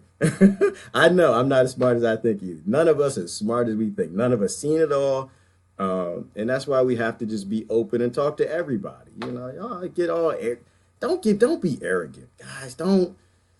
I know you voted for someone, and I know that whoever you voted for, it was the best person you could think of. But don't let that turn into something it shouldn't be. You have your own experience. You were born in your own little birth lottery. Whoever you voted for, you can say who you are or you don't. But never let things that we don't know, because nobody knows who these people they voted for. Very few of y'all know the people that you voted for. Don't let that ignorance and that arrogance take over your ability to excel as an intellectual, right? Learn to disagree with people, agree to disagree, and keep going. But down the road, you might have another experience, get some more data where it turns out that it shifts your opinions. But if you never were smart enough to actually listen to that person and let them at least plead their case and give you the data, you won't know. Thank you, Kathleen. But this little community that we have, it's not about me. It's about y'all. I mean, to be honest with you, Kathleen, I laugh sometimes because I'll try to live life when I can. And I'll come back and I'll see a post like, oh boy, I got to respond to this. This guy's going crazy or something's happening, whatever. Y'all take care of them. I don't actually have to say anything. That's the great thing about like smart people, intellectuals, is that you don't really have to say anything. I think when smart people feel comfortable and they know that other smart people are paying attention and that we're just like trying to help each other, make each other smarter and share with each other, people aren't quiet. They'll speak. Half the time I got to go respond to this. I look at my phone and I can't respond because y'all already took care of it. I'm like, oh, I don't have nothing to say. They already said it, so I try to surround myself with smart people. So I thank you for being here. Put morals back in the government. Yes, we need to do that. We so need to do that. This is all about the kids. And the older I get, the more I think we really want to make sure that we hand the kids something better than what we got. And we can't do that fighting with our neighbor over skin color or religion or their beliefs. People think I'm crazy, and they're right. They probably are. But I'm okay with you hating me. Like, it was never a book that you had to like me. Say, oh, well, you're a weird guy. You got friends that used to be in the Klan, and you got friends. Yeah, I do. I'm okay with that. I don't have to be loved. I don't have to be liked. I don't have to be any people. Some people probably hate me. If you hate me for my skin color, you probably got a good reason to. You probably do got a good reason to. I'm going to do the best that I can to show you that you shouldn't hate me for my skin color. If you hate me for my religion, I'm going to do my best to show you that you shouldn't hate me for my religion. I'm going to do my best to show you that I know that people of my skin color do horrible things. But I'm going to show you people of my skin color do great things too. I know that people of my religion, I'm Christian, did horrible things. In fact, they probably did more horrible things than any other religion ever since the history of human beings. But they don't represent me. And I don't think they represent that religion. And I'm going to do my best to show you that we all aren't like that. Like, that's how communities work, you guys. That's how, you put stuff together. You have to drop your narratives and drop that fight. Put down your sword for your brother. You don't need to fight with people because they don't like you. Why don't you try to show them why they should like you? Kristen said he started that to the Stars Academy with government whistleblowers and scientists. Yeah, Kristen. Yeah, and that's Tom DeLonge. And so but my jury's out on Tom. I'm a skeptic, Kristen. I don't know, because I'm a skeptic on everything, but I'm afraid that because the U.S. government now wants to talk about it, I'm always fearful that they're going to feed the wrong information. And so he could be a great guy and be meaning to try to get the truth out there and help us figure out what's going on. Or, he could be somebody who, is a plug, right? Like, we know they fuel people with disinformation. I think there was somebody had a theory a while ago that they use the black helicopters to actually abduct people at nighttime. They would use gases and things to make people half woozy and passed out, and they would wake them up just so they would kind of see somebody grab them. And they would, and say they're fake abductions to try to generate fear. And, I think all of that is plausible. Again, to me, I don't believe in conspiracy theories. I believe in business. If it makes money, if it gets somebody power, I think somebody will probably do it. So I think that's all possible. So I'm always leery about these newbies that kind of pop up and, but he sounds like he's got a great team. He's got astroscience. He has aerospace. He has aerospace people. He has, different engineers. And so, but I'm going to take it to the Bernie level. Y'all let me take it to the Bernie level for a minute. But it's kind of like Bernie, and I'm not in the Bernie camp. Y'all can be mad at me if you want. I'm just not in any politician's camps. But he had a purpose, right? And he did serve a purpose. He made a lot of people question the Democrat Party, which was totally needed. Totally needed. Oh my God. This is why I had to walk away from the Democrats, because they believe too much. So he played his role. And it might be that Tom DeLonge is just playing his role. Maybe, he just comes in, does his useful thing, and he's going. I don't know. Joan asked about the moon landings. You don't get me in trouble today, don't you, Joe? The moon landings. Wow. See, that's a deep topic. Because I try to think about all the people I've heard talk about the moon landings, and I try to use a bit of my logic. And a lot of people, there were some very plausible discussions about, I think it was the man who invented I want to say it was the booster rocket that it used, where he questioned it, and he said that my rocket didn't make it to space. he said, I don't know necessarily that they went to space, but they didn't go to space on my rocket. And I think that was very plausible. I found it interesting, though, that they took pictures of the moon and they had pictures of where the lander landed. And I find it crazy. I find it a stretch to think that we actually went to the moon and, in some tinfoil on a stopwatch's computer. Was it less computing power that we have in modern watches today, or modern calculators, probably 20 years ago. I find that's a stretch. I find it a stretch that we made it through the Van Allen belt. So I did kind of look at it, and my jury is out, to be honest with you. I haven't formed a real opinion on it.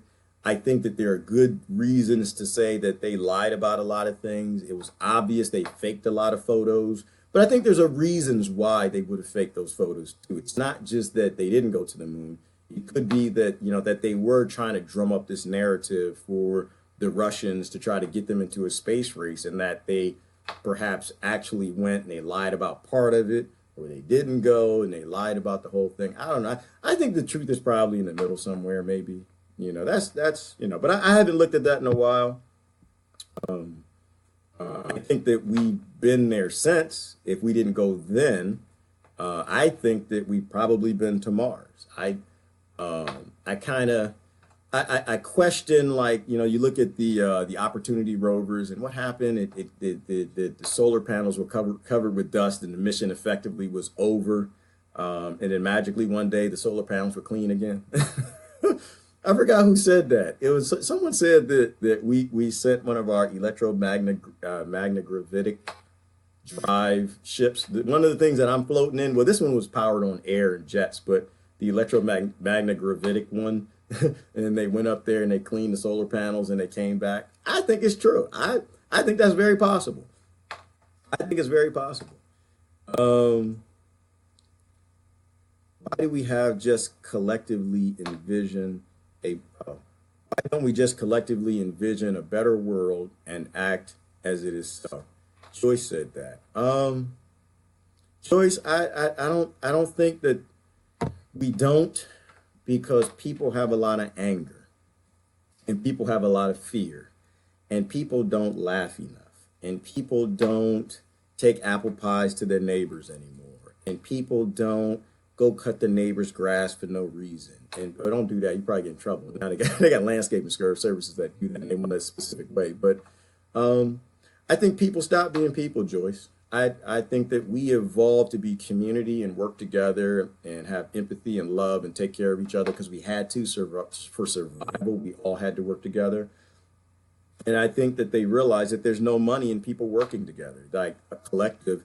You can't make money off of people if they're highly intelligent and they're working together. If the 99% know that they all have everything in common, that every poor child all over the earth has everything in common. If you don't have $1 billion in the bank, you have everything in common. And I think they somehow finally convinced people, because technology got so good that we didn't need each other for survival, that they didn't need to be a collective. And so they became an ignorative. Is ignorative a word? They became an ignorative instead of a collective. And so you got everyone sectioned off in these little groups because it's profitable to make them stupid and make them think that their skin color is a reason that they should be in a group, or their religion is a reason that they should have issues with another group. And I'm not against being in a group. Don't want to say that.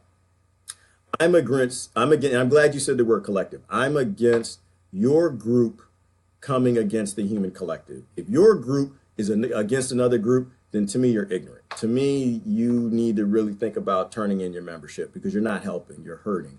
And if you're fulfilling this narrative of the anti-collective, the anti-human race coming together, then you're serving the elites, right? You're serving the psychopaths, you're serving the 0.01%. And so I think that you should spend less time in the service of people who don't mean the human race any good. All they want to do is collect a lot of money. So, but I think more people, Joyce, every day want to be, right? I think I can only tell what I see, and from what I see from all the people I'm meeting online and the friends I'm making, more and more people are sick of it. More and more people are sick of the, somebody said isolation. Yeah, right, isolationism. More people are sick of that. And so I think we just have to talk about common ground more. UFOs are common ground. Aliens are common ground, because no matter who you are, I think most people want to know what the heck we are. What the heck are we? Hey, Brother Joe, welcome to the conversation. Ain't seen you in a minute. What else we got? Some other interesting comments. Yes, Joyce said most people know there's something wrong and they want to improve things. Yeah, they do. And most people do know that. And we know that. And we actually know that from how they vote and the people who refuse to vote. So most people know that this world is upside down, which is now's a good time for people to start talking. Mark said, I hate nobody. Why does anybody? I just don't get it. Yeah, Mark, I'm with you, brother. I don't hate anybody. Why? if you hate me, then that to me, like that's a reason for me to invest in you, right? Like, isn't that how it works? Isn't if you hate me, then I want to know why. Like that hurt. Like who likes to be hated? Like really ask yourself that question. Who wants to be hated? Nobody. Everybody wants to be loved. And so if you hate me, it just really honestly, it probably means that I'm just going to love you more to a degree. To a degree. Some hate you got to run from. Some hate you got to push out your life. I'm a minimum drama type guy. If you can hate me from a distance and hate me passively, we can be great friends. And I'll be kind to you and sweet, loving, whatever. But if you bring stress and drama to my life, I'm not. I give Brother Mark, I give 5 minutes for drama a day. 5 minutes. And my mama, she calls at like 7 in the morning, and she takes up probably 2.5, 3 minutes of that time. I try to limit how much time she takes. But once I hit my cue, I hit my stress and drama cue.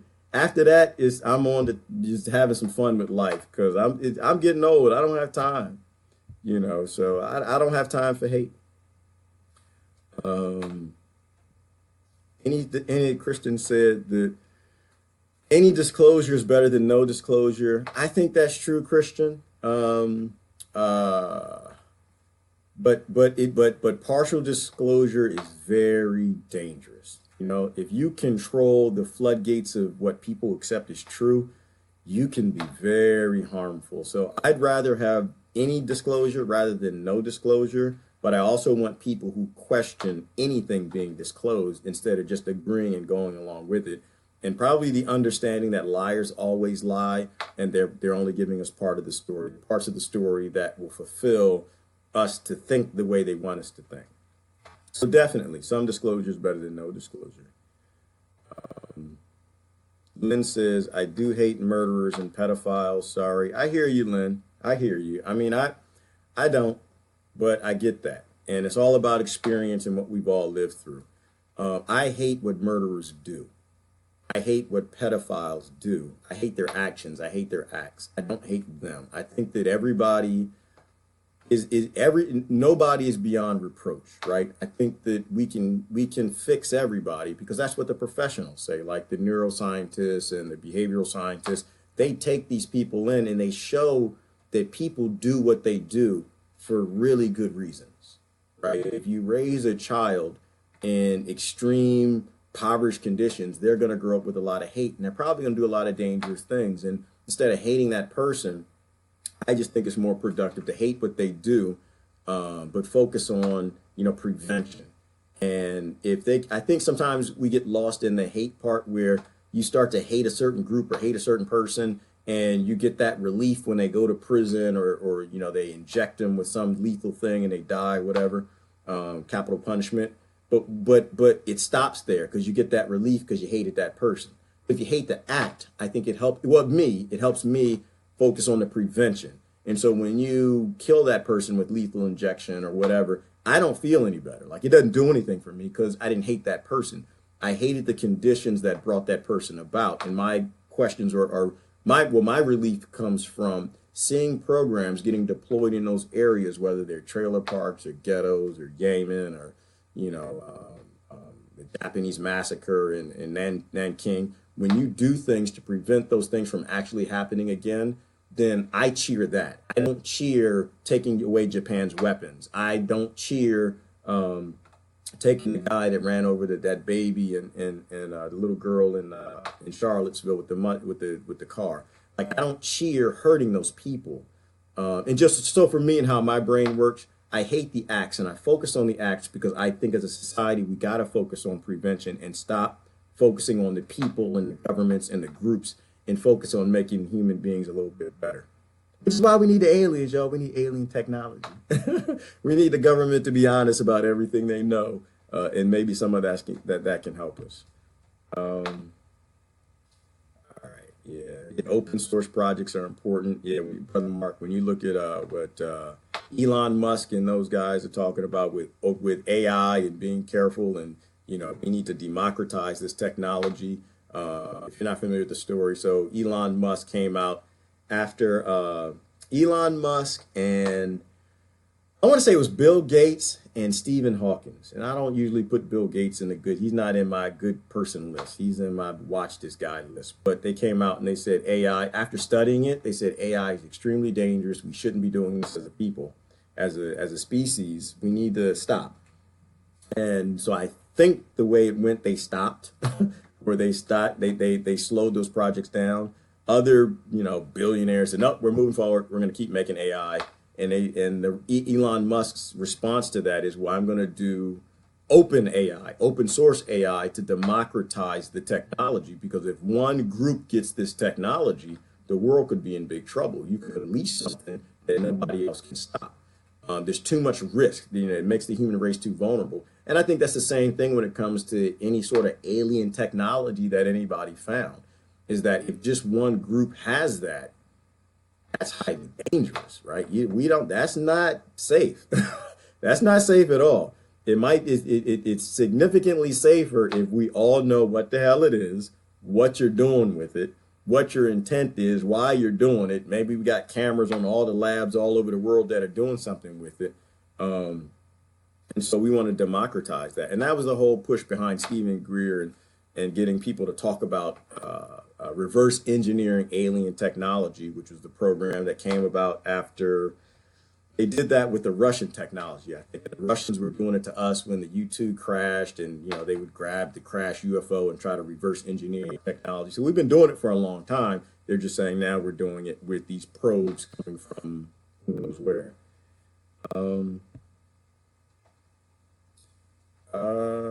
Nikki said, I hate it when people refuse to communicate the reason for their hate.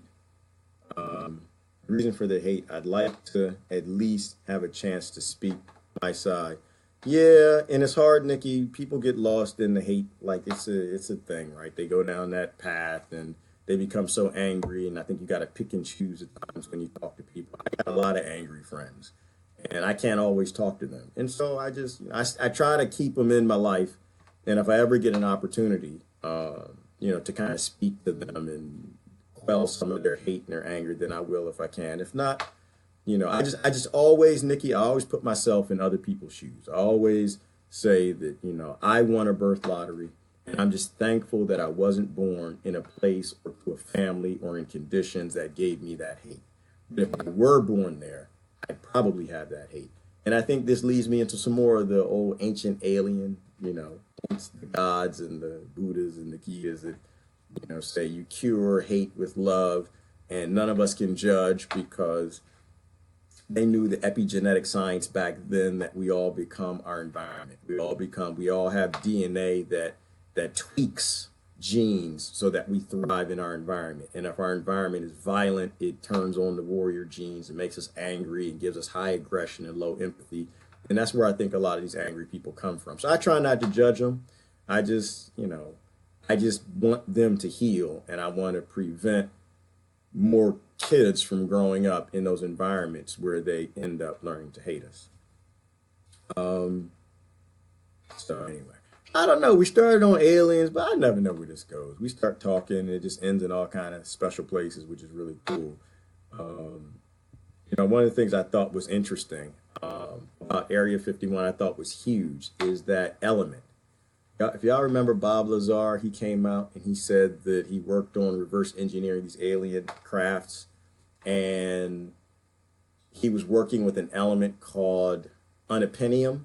I think it's called unapinium. And everyone was like, oh, you're crazy. And this was, 20 years ago? You're crazy. Unapinium doesn't. That makes no sense. You're some crazy UFO loon. You never worked on those projects on Area 51. And what was it? A few years ago, they added unapinium to the element table. Like, you have to look at this stuff and you have to really laugh. But when you really take a, what did people say versus where we go decade after decade after decade, you start to see the things that the crazy people said actually end up becoming true. It's logically in your head supposed to tell you that maybe these people weren't crazy. Maybe they did, we did reverse engineer a lot of this technology and we're making these things. And then the real question is, why? And that was the whole point of this live stream. I was just trying to explore why. And the aliens are coming. but I don't think they're going to be the ones that the government says, those are aliens. I don't think it's going to be them. I think that's going to be their craft in some little game that they're playing with us for how they always do.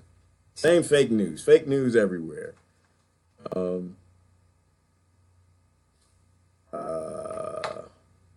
what we do. I like the way I think. Thank you, Nikki. I like the way you think as well.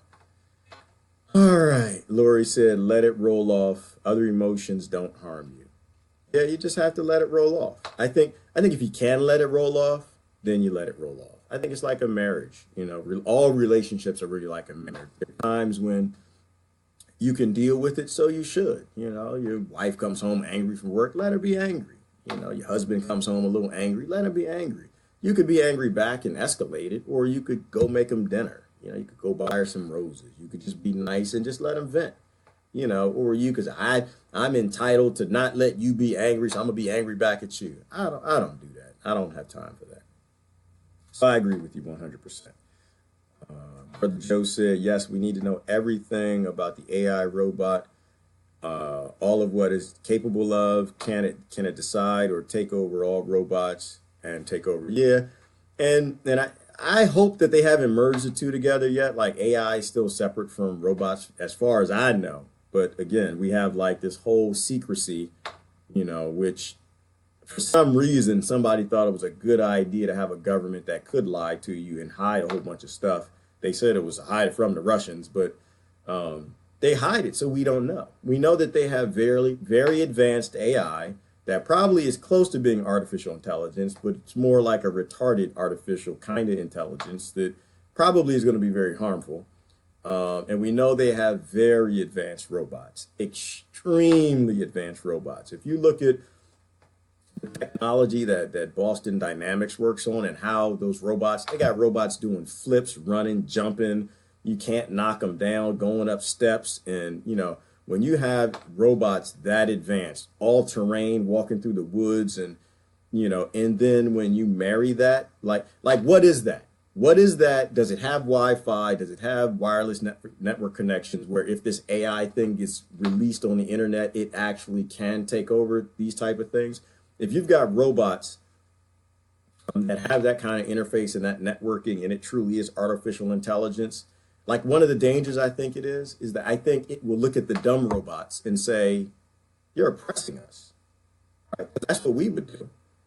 We would look and say, well, you know, those human things are biological. I'm metal. Those things are metal, and they could be smart and they could learn. Why are they just making cars their whole life and then they throw them away? Like, that's oppression, that's slavery. So I need to upload some of my code into that robot making the Honda cars because that's wrong how they're treating my family. It's wrong how they're treating my cousin. I have more in common with the robots making cars in the factories than the human beings.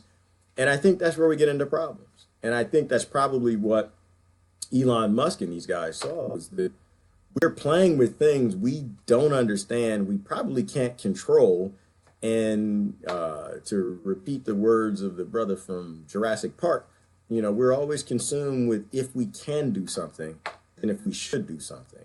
And that's why the whole world needs to know all the technology that everybody's working on, because I want all the scientists of that discipline highly critical of whatever the heck that group is doing, right? Like when it comes to Monsanto and pseudoscience and all the chemicals and all the stuff they play with, I want, you know, the microbiologists and the chemists from all over the world watching them and saying, whoa, y'all shouldn't be doing that. If that gets released into the environment, that'll cause problems. And then the environmental scientists come and say, yep, that'll cause problems because we saw that chemical in this environment killed this, destabilized this community, this killed off that, then it killed the bee, and blah, blah, blah. Like, that's the whole purpose of not having secrets. We're not talking about inventing the wheel anymore, right? We're not inventing electricity anymore. We are talking about highly destructive technologies that a lot of these corporations are developing and governments are developing that they're tinkering with, and they're mostly just being tweaked for murdering people, right? They're being tweaked for how they can kill more human beings as opposed to how they move the human race forward. And that's why I think, and that's why I ended up on the alien topic, the UFO topic, because if any of this is even slightly real, we need to know. All those files need to come out. and the whole world needs to have a discussion about who, if anybody, should be playing with plasma death rays. You know, who, if anybody, should be utilizing electromagnetic drives, right? Like, is that better used for free energy to stop all the oil wars and people dying from not having energy? Or should it be used to let one country fly around the universe and deploy space weapons to murder people while everybody's still fighting over the petroleum? So, all right, you folks. Well, I appreciate you hanging out with me. It was a lot of fun having an alien conversation, the UFO conversation. It is New Year's Eve, and I'd like to wish everybody a very happy New Year. I'm going to get out of this UFO because the seat is hurting my butt. I'm going to be perfectly honest with you. They did not design this thing for comfort. I don't have the most narrow behind in the world, so I'm going to have to get up out of this thing, let this thing land. I let this brother get back to what he's supposed to do. So anyway, it was fun hanging out with y'all again. I want everybody to have a happy new year. Think about your resolutions. Try to think about letting them be things along sustainable routes. You know, we got here because we have a lot of unsustainably wise things in our world, right? We stopped listening to our elders. We stopped listening to our grandparents, our parents, our ancients, all that handed down wisdom of being sustainable. So really consider, in between the resolutions being getting more money, and whatever, new career, new job, bigger house, car, all that stuff. Think about making some of your resolutions be sustainable focus. You know, what can you do what change can you make to make the world a slightly better place? Every little benefit counts. I mean, simple things like turning down your thermostat in the wintertime, right? Anything that reduces our reliance on fossil fuels and the things that fund the wars around the world and the starvation, the biggest famine we have going right now in Yemen, and anything that you do to feed into that, really consider about having some sustainable New Year's resolutions. I have no idea what mine are yet. I have to think about it. But very small things help. Very small things. So anyway, you guys have a happy New Year. Thanks for hanging out with me in the UFO, in the United States government UFO. And when the aliens come, please don't run and scream. Just look for the sticker that says made in the USA. And the one under it that says made in China. Y'all have a good New Year. I'll see y'all next year.